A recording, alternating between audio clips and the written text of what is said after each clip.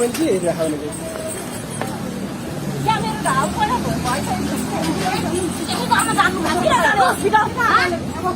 तपाईले किन हात हालेको किन घिसारे किन हात हाल्नु भएको छैन यिनीहरूले दमन गर्ने बात केही छैन 24 घण्टा पुरै पुरै के केस लागेको छ हामीलाई जानुभएको छ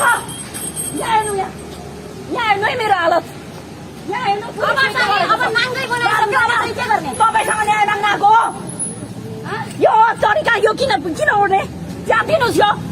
पावर देखाउनु भएको तपाईँले उहाँलाई जे सजिलो लाग्यो सविता मेहता गौतमलाई त्यही कानुन ल्याउन थाल्नु भएको हो न्याय माग्न आएको मान्छेले के को पावर देखाउनु भयो तपाईँले तपाईँ नाङ्गो भएर देखाउनु त कस्तो हुन्छ त्यसपछि थाहा हुन्छ यो के गरेको यो नङ्गाउले हामीलाई नङ्गाइले अहिलेको सरकारले हामीलाई च्यातेर देखाउनु पर्छ देखाइदिनु उनीहरूको के चिज छ पहिला भएर लुगा फाट च्यातेर खानु हाम्रो तपाईँलाई लाज लाग्छ सर लाज लाग्यो तपाईँलाई के गर्नु भएको पाउन त तपाईँ बिहान्ने तपाईँले हामीलाई हात लगाउने कसरी आयो तपाईँले हाम्रो किन आयो यत्रै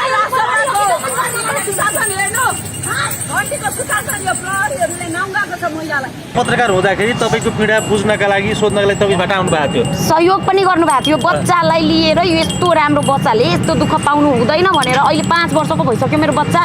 काखमा लिएर यहाँ आउँदा पनि उहाँले अब किन सुन्नु भएन पार्टीमा भएर नसुन्नु भएको हो कि मान्छे त त्यही हुनुहुन्छ नि मान्छे त त्यही हो फेरि पत्रकार हुँदाखेरि सुन्ने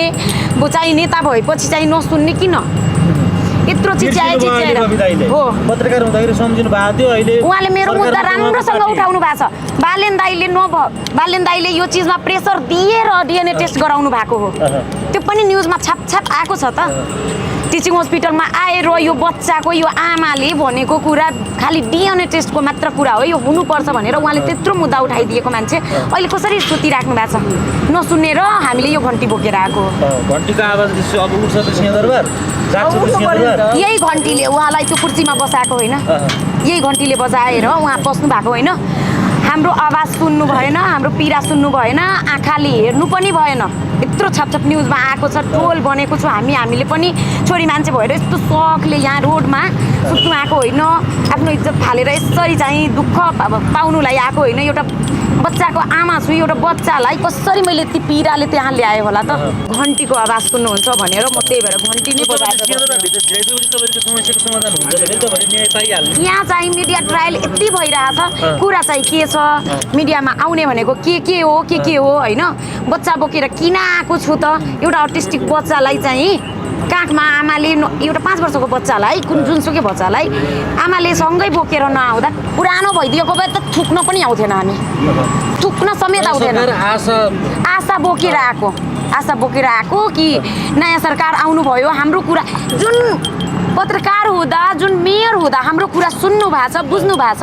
कुर्सीमा भइसकेपछि त अझ सुन्नुहुन्छ भनेर आएको प्रधानमन्त्री हुँदाखेरि सभापति त सुन्नु भएन अहिलेसम्म चाहिँ हो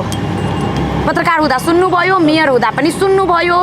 होइन सहयोग गर्नुभयो अहिले खोइ त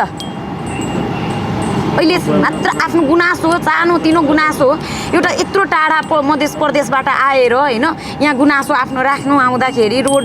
ढोकैमा रोकिन्छ जुन मान्छे बोल्ने नै छैन उनीहरूलाई त यिनीहरूले के नै गर्नु छ होला रवि बालेनको कानमा चाहिँ यो सुन्नुपर्छ हो सुन्नुपर्छ अब हामीसँग अब त्यही हो नि त यहाँ सुन्नु अब यो न्याय पाउनलाई राजसभाको सदस्यता लिनुपर्ने रहेछ हामी लिन तयार किनभने न्यायको लागि 10 वर्ष भयो नि त लडेको पहिलादेखि लडिरहेको पुरानो कुनै पनि सरकारले नसुनिसके पछाडि नयाँ सरकारसँग चाहिँ आशा र अपेक्षा लिएर आएको तर उहाँहरूले चाहिँ के भन्नुभयो हामीलाई विपक्षी पार्टीले पठाएको विरोध गर्न सरकार धान 2 जना पीडित महिला बसेर सरकार ढल्दैन नि त अब यो घन्टी बजाएपछि हामी राजसभा भयौँ नि त होइन अब त न्याय पाउने भयो यो देशमा अरूले पाउँदैन अब त्यही त उहाँहरूले त त्यही त कुरा फैलाइराख्नु भएको छ त राजसभाले चाहिँ न्याय पाउने राजसभाको सदस्यता भएको मान्छे छिरेर जति बेला पनि जान पायो गृहमन्त्रीले गाउँमा घरमा गएर न्याय दिइरहेछन् भन्दैछन् खोइ उहाँको ढोकैमा हुँदा पनि न्याय पाएको छैन त लम्पसार पर्दाखेरि नागेर जानुभएको नि त गृहमन्त्री नागेर एउटा 5 वर्षको बच्चालाई नागेर जानुभयो न्याय दिँदैन अब घरमा कस्तो घरमा छानी जाने हो छानछानी जाने हो कि पीडितको पनि त हुन्छ कि पोस्ट हुनुपर्ने हो कि के हो त्यो बुझ्न नसकेर हो होइन यति बेलासम्म अब उहाँलाई चाहिँ क्यामेरा होइन क्यामेरा मोबाइल भिडियो ट्र्याकिङ होइन सबै गरेर उहाँ हिँडिराख्नु भएको छ होइन जहाँ जहाँ गयो त्यहीको भिडियो आइरहेछ हाम्रो पनि भिडियो आइरहेछ हाम्रो पनि त सुनिदिनु पर्यो नि त यही गरेर हिजोको सरकारले पनि यही जानेको जुन पार्टीमा लाग्यो त्यसको मात्र कुरा सुन्ने हो पार्टीमा छैन भने उसको केही छैन अब न्याय पाउँदैन अझ यहाँ अस्ति भर्खरै महेश बस्नेतले लेखिदिनु भएछ है महेश बस्नेतलाई प्रत्यक्ष रूपमा हामीले देखेको पनि छैन भेटेको हामीलाई मतलब पनि छैन सही कुरा लेख्नु भएको छ होइन सही कुरा लेख्नु भएको छ हो नि त त्यो कुरा लेख्दाखेरि चाहिँ उहाँले हामीलाई एमाले भइहाल्यो कार्यकर्ता भइहाल्यौँ त हामी होइन त भोलि गगनले लेख्यो भने हामी काङ्ग्रेस हौँला प्रचण्डले लेख्यो भने हामी फेरि माओवादीतिर जम्ला यसरी त यो पार्टीगत रूपमा चाहिँ न्याय दिने पार्टीगत रूपमा चाहिँ गृहमन्त्रीले हामीलाई भेट्ने भयो भने त यहाँ त कति मान्छेहरू त यतिकै सुसाइड गरेर मर्ने रहेछ नि सर त्यो भएको कारणले गर्दा घन्टी चाहिँ आज घन्टी बजाएर घन्टीको विरोध गरेको सिंहदरबार गेट अगाडि कुनै पनि पार्टीगत हिसाबले यो न्याय चाहिँ हुनु भएन यो अदालतको कुरा हो पुलिसको कुरा हो होइन त्यहीबाट किन भइदिँदैन हामीले यहीँ आउन किन मजबुर हुन्छौँ के न जबसम्म सुनवाई हुँदैन तबसम्म पर्यो नि त सुनवाई भएसम्म त यहीँ आउने हो छोडिदिन्छ होइन उहाँले भेटेन उहाँको केस हेर्नलाई उहाँसँग फोटो खिच्नलाई मात्रै यत्रो दुःख गरेको होइन सर हामीले हाम्रो सुनाइ हुनु पर्यो हामीले निवेदन पेश गरेको छौँ त्यो अनुसारको काम हुनु पर्यो अनुसन्धान हुनु पर्यो के हो पीडा बुझिदिनु पर्यो